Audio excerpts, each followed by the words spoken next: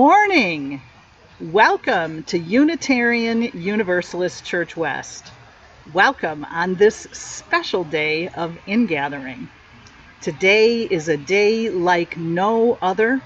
No past day can match it, and all future days are, at this moment, just hopes and expectations.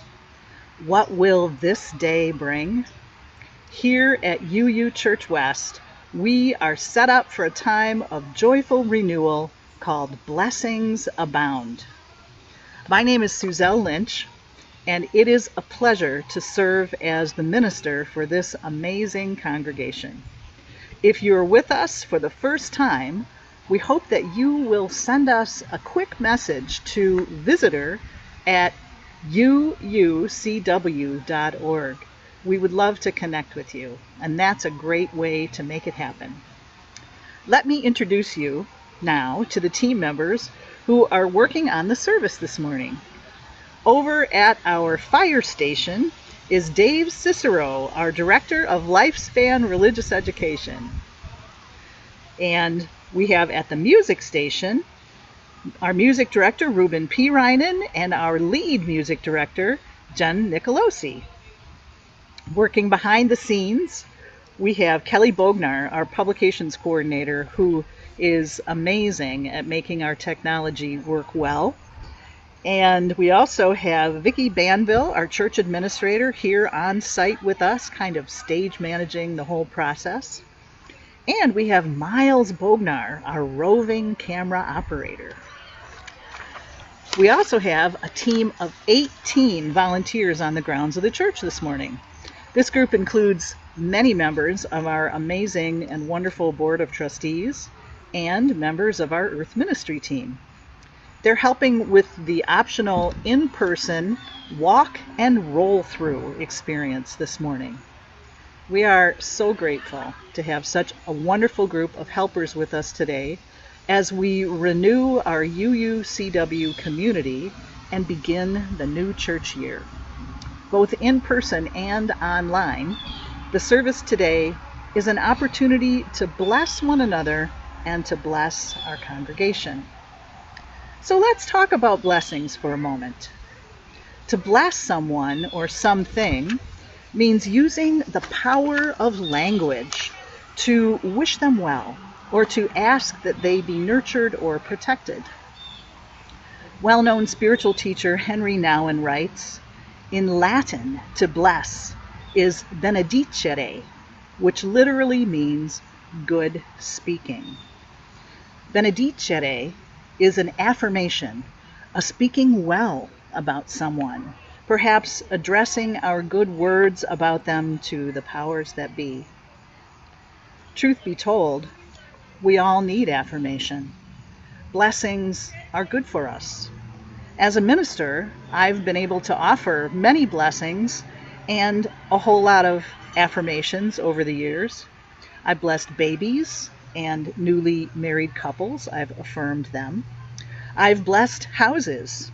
I haven't blessed any cars or any Harleys yet, but I have blessed a bicycle, a camping tent, and a boat or two in my 25 years of ministry. I've offered grace before many meals, both private and public, and I have invoked the spirit of life and love at graduations, anniversary celebrations, memorial services, and other life milestone events. And these experiences have confirmed three important things for me about blessing. One is that it is a courageous act. To bless is a courageous act. Two, it's something all of us can do. Every one of us can bless. And three, when we offer a blessing, doing so has the power to open our hearts and minds to something important and ineffable. Something ineffable that nurtures our human health and wholeness. So let's move now to our music station for our opening hymn. It's number 361, Enter, Rejoice, and Come In. And the words are printed in your order of service. Take it away, Ruben and Jen.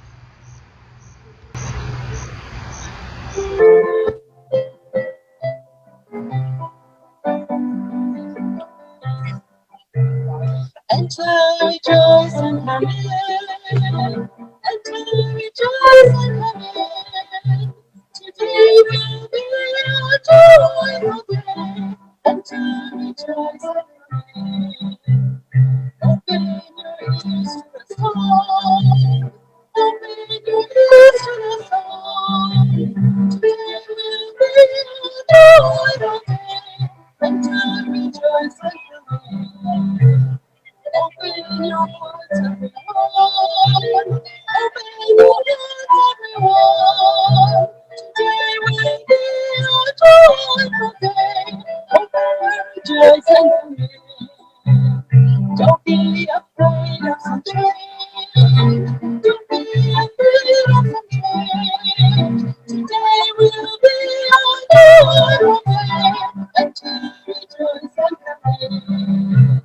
Until rejoice and come in. Until rejoice and come in. Today will be a joyful day. Until rejoice and come in. Good morning, everybody. So I brought the chalice that you may have seen during our online worship services that I use at home. If you have one at home, I invite you to light yours right now.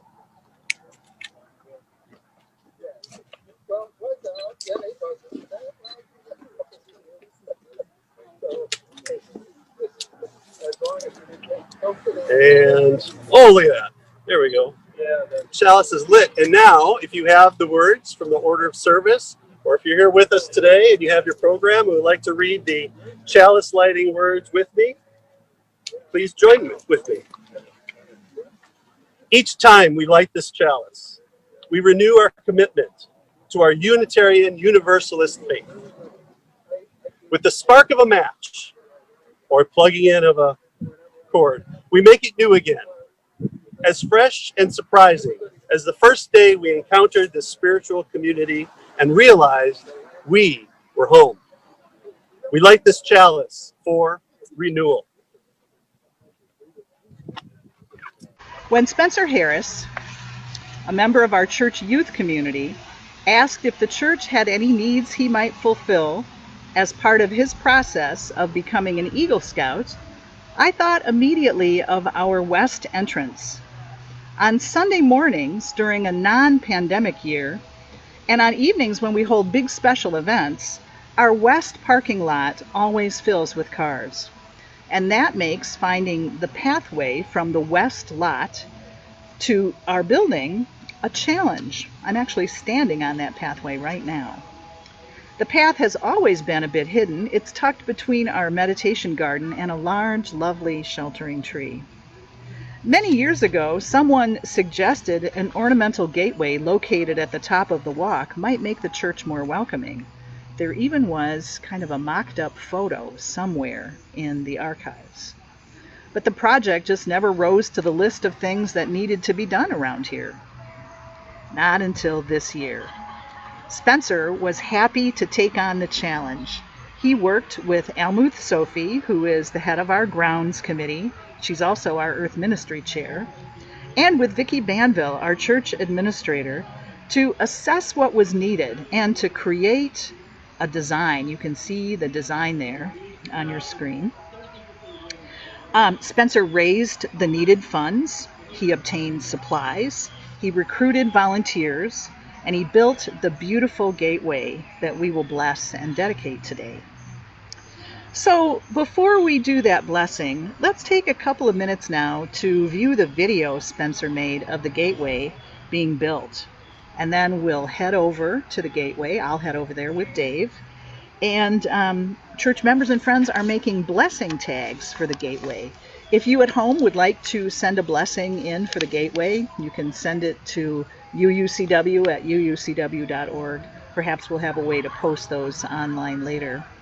But once we're over at the gateway, we will bless it as an act of faith that our dear congregation will be together in person once again in the not too distant future. But let's go to the video.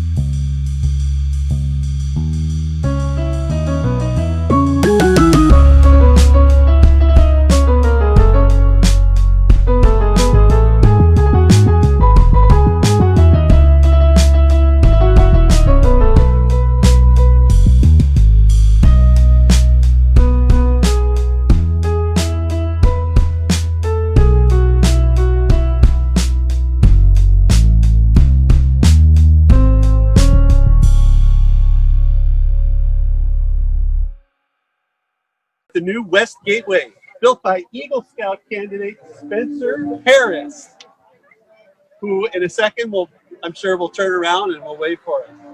Hey, Spencer, would you like to acknowledge the crowd at home? Would you like to wave at the camera? Yes. All right. Our members and friends are helping us dedicate the Gateway this morning by creating these fun blessing tags with messages of hope and encouragement for the year. You can see some of them hanging behind us. Right now, we invite you to join us in dedicating the Gateway with the words of blessing printed in your order of service or in the blessing map provided here on site. Okay, read along with me, everyone. May this gateway always be open, welcoming in the new light of beginnings and beginners.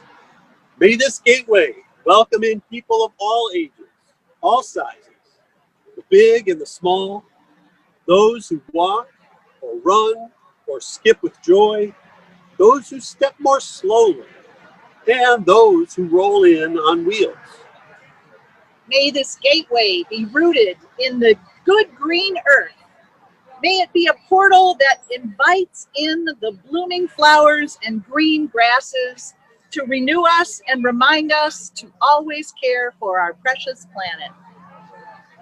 And when evening shadows fall, may this gateway illuminate the path to our sacred space, helping us find our way through the mystery to meaning.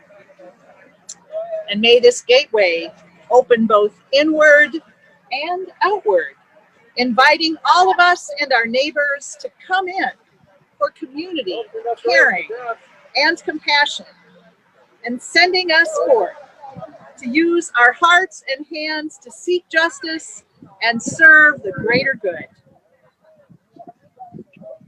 Let's go now to Jen and Ruben at the music station for our next hymn, number 131, Love Will Guide Us.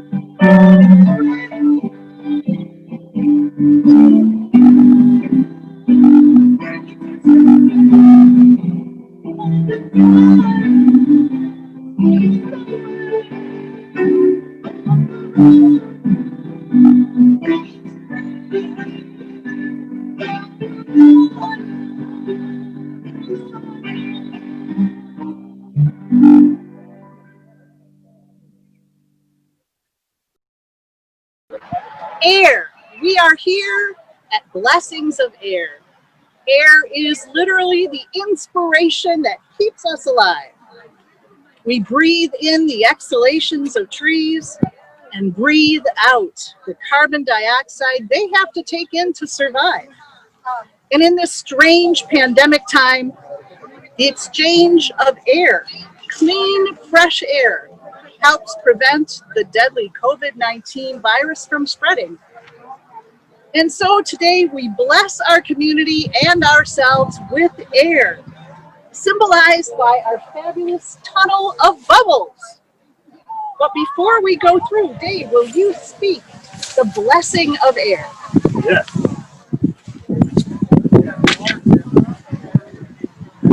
O air, breath of the living earth, we praise you. We give thanks to you for our lives, for our breath. We give thanks for the great winds that soar over the earth. And we praise the storm that brings the rain, the water of life to the land. May our minds be as clear and open as the air. May we learn from the winds how to soar across barriers and sweep away obstacles. May we learn to be good guardians and friends of the air. And may the air bless us with deep breaths and deep peace. Follow me loud.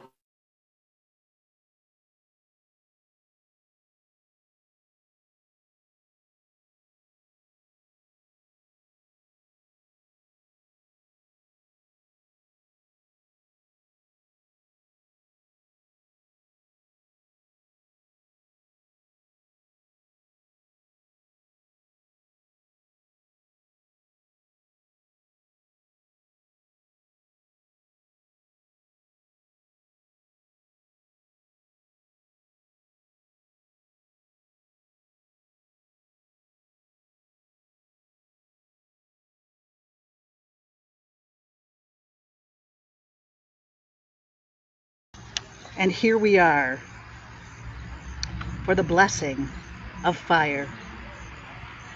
At the opening of our worship service, we kindle a flame in a chalice. The flaming chalice is our Unitarian Universalist symbol, made from two separate symbols, a drinking vessel and a flame, and it carries different meanings for different people. Chalices, cups, and flagons are found on ancient manuscripts and altars worldwide. The chalice said to be used by Jesus at the Last Supper, the Passover meal, his last Passover meal, became the Holy Grail sought by the Knights of Wales and England.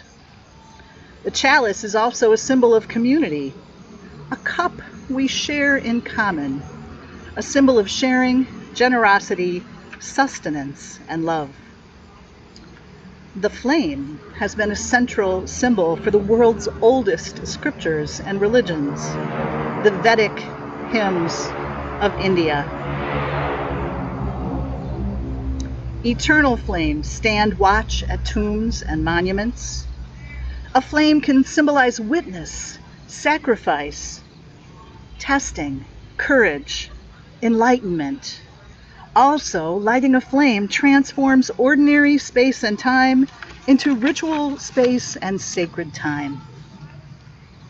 From the moment of its origins among Unitarians as a printed seal to identify agents who were helping refugees from the Nazis flee to freedom, the flaming chalice has had many meanings. To those in trouble, it has meant safety and support. In our time, it has also come to mean the fire of our human wisdom embraced by community. So, for the blessing of fire and the rededication of our Unitarian Universalist Church West chalice, we're going to Dave now at the fire station. Rededicating one of our beautiful chalices that we use in worship by building in it a flame of glass pebbles. Glass is earth made molten in fire, then cooled to silky smoothness. Each member here today is invited to drop a glass pebble into the chalice flame holder and then is given an electric flame to take home with them, and a booklet of our monthly chalice reading and information about creating a chalice altar envelope. Please join me now in the blessing of fire. We bless and praise the fire, the sun's fire that fuels all life on earth, the radiant heat and light that is the source of energy for all beings, from the tiniest algae to the towering cottonwood, from the worm to the elephant. Even as we fear the awesome power of wildfires to destroy, as they are doing so rapidly now in California, we give thanks for the way fire cleanses and renews the land, and we ask for help in living with the power of fire. We give thanks for hearth fires and chalice flames, which warm us in the cold and give our lives a heart center. May our hearts be open to the wisdom of fire, and may the flames teach us how to dance, how to transform our rage into radiant action. Blessed be the fire. Now let's return to Jen and Ruben at our music station for our next hymn, When Our Heart is in a Holy Place, number 1008.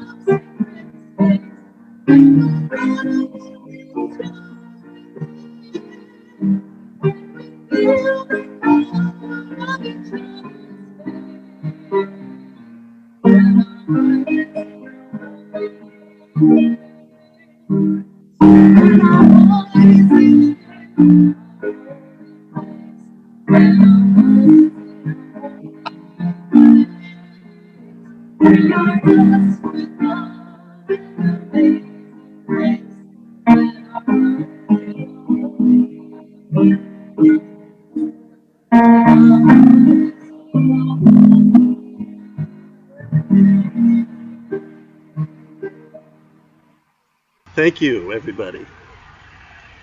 In our annual water communion ritual, each of us is invited to bring a little water from the places we live, or perhaps from somewhere we visited over the summer. We take our water and we pour it into one big vessel. That's what people here on site are doing as they pass through the water blessing station. When we pour our water into a communal bowl, all our waters mix together. The waters commune with one another, and every single drop ends up with some molecules of water from every other water that the other people also poured into the bowl. By the end of our service, just imagine, when the service ends, every drop of water in our common bowl will contain water from many different places. This is a great reminder that all water is connected. Water moves through Earth's entire ecosystem, nurturing and transforming life as it does. Water rises from the ocean in evaporation, forms clouds in the sky, and then, blown by the winds, returns to the land as rain or as snow. In the midst of this journey from ocean to sky to land, water also travels through the bodies of living things. Every living thing needs water to survive. Insects, birds, mammals, fish, and humans. Water also rises into the stems of plants and the trunks of trees. But none of that water is isolated from the rest. Even our own bodies are part of the watershed. All the water on Earth is really one water, continuously flowing through the biosphere. Even the water from your kitchen sink has been around the world on its journey. So all water is connected, and water connects all life. That's something to respect, to love, and to hold sacred. So let's now go to Suzelle, who's at the water blessing station. For the Earth's waters, it's our tradition to offer water information and actions we can take each year as part of our water communion. Today, Almuk and Rod of our Earth Ministry team are here at our water blessing station to provide that information, which we will also post for everyone at home as soon as we can. But I invite you to join me now in the words of blessing for our gathered water, and words of blessing for water everywhere. They are printed on your blessing map, which came with your order of service. This water we share holds the mystery and miracle of life. May this water be blessed by the love of this community. May our own water-filled bodies be blessed with life energy to carry us through our days, and blessed with compassion to fuel our work for justice. May our home, this blue-green planet we cherish, with its mountains and plains, rivers, lakes, oceans, and ice caps, be blessed by the source which embraces and sustains all life. We offer our praise and gratitude for all the waters of the world, and for the sacred waters here in our common bowl. Now, touching the earth, feeling our feet on its steady surface, seeing its beauty up close or beyond the windows of our homes has been very helpful for our congregation members during the COVID-19 pandemic. Even as we worry about climate change and work to slow it down, Earth speaks to us of home, of beauty, and reassures us of our place in the larger cosmic scheme.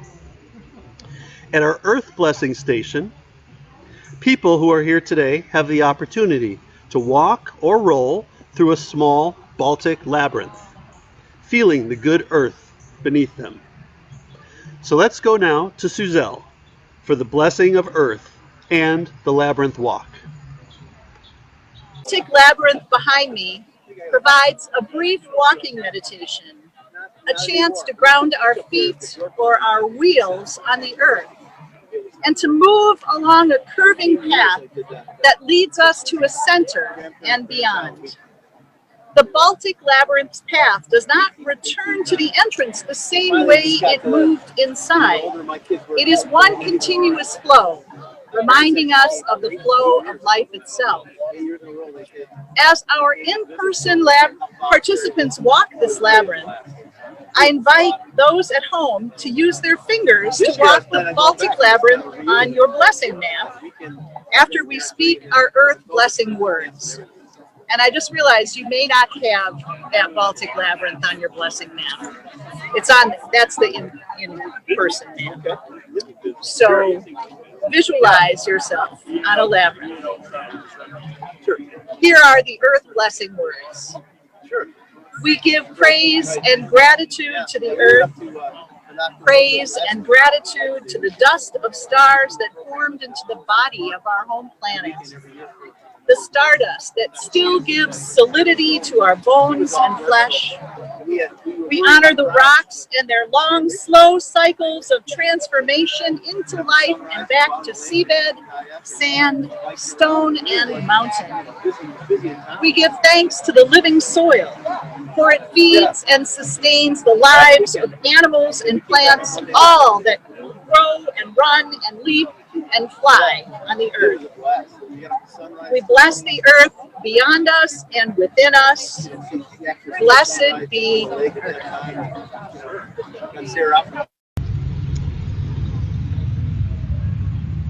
Isaac Luria, the revered 16th century rabbi and father of Jewish mysticism, wrote that the role of human beings in the ongoing evolution of the cosmos is a process called tikkun olam, which is usually translated as the repair of the world.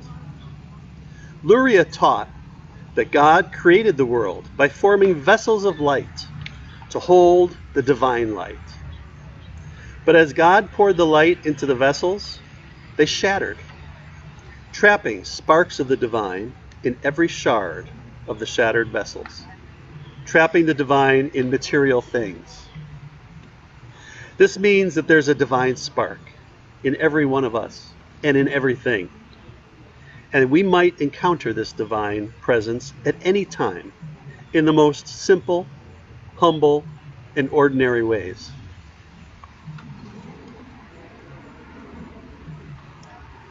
You won't be surprised to hear me say that the way we free those divine sparks and help renew and heal the world is by the practice of blessing.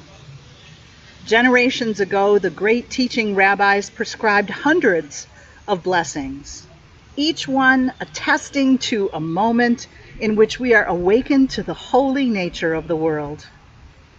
But for us, the form of the blessing, the prescribed blessing, isn't what really matters. What matters for us is that we bless another person or process or creature or event from the knowledge of our own blessedness, our own worth. For to know our own worth means knowing we are part of a larger wholeness. And to know ourselves as part of a larger wholeness is to know that as long as our human kindred are suffering, as long as our living earth and so many of its living things are suffering, we have work to do, my friends. We may bless the world with our words, but we know its true sacredness with our actions for justice, peace, environmental sustainability, and actions for equity. Here in our community today at Unitarian Universalist Church West, blessings abound all around us, renewing us, restoring our hope, giving us energy and strength as we enter into this new church year.